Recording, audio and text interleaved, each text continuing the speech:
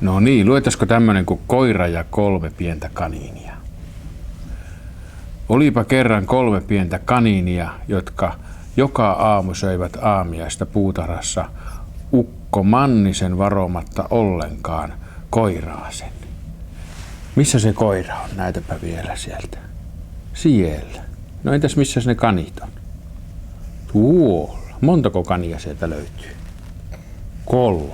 No niin. Mä oon 3 vuotta. Just sattu 3 vuottakin yhtä paljon. Minä oon näin. Säkin oot näin.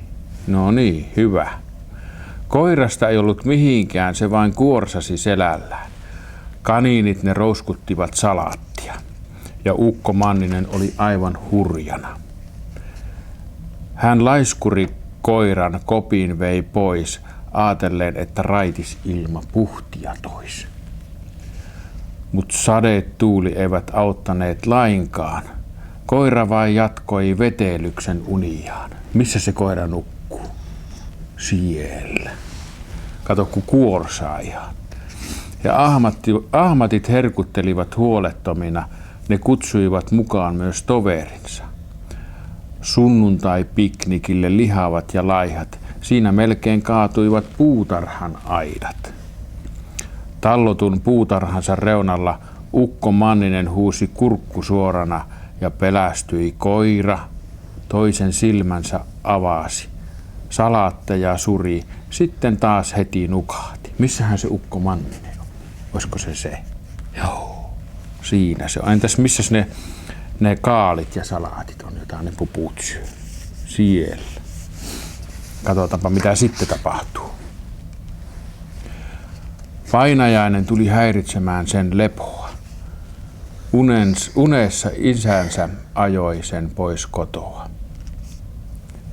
Ei enää asuntoa, puuroakaan ei, hauva heräsi hätkähtäen. Painajainen mielen rauhan vei.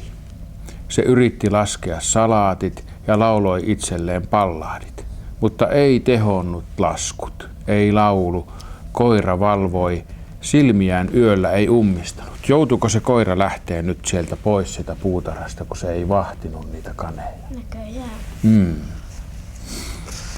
Niinpä koira odotti aamua, lupasi ajaa pois nuo 3 kaniinia. Kun ahmatit vihdoin puutarhaan vilisti, ne ällistyivät, kun koira hereillä hampaitaan kivisti. Tuolla ne puput kattoo tuolla kiven takana. Nappaan teidät kiinni, se haukkui, mutta ilkimykset vaan nauraen ilkkui. Kaniinit hyppelivät korkealle pomppien, peltojen halki viilettivät hippulat vinkuen.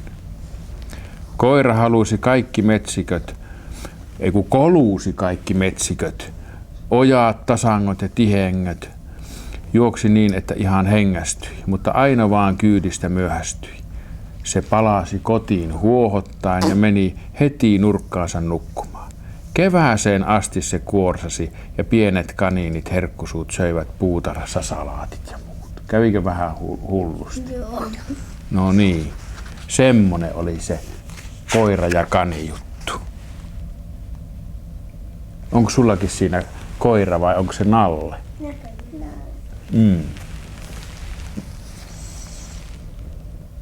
No niin.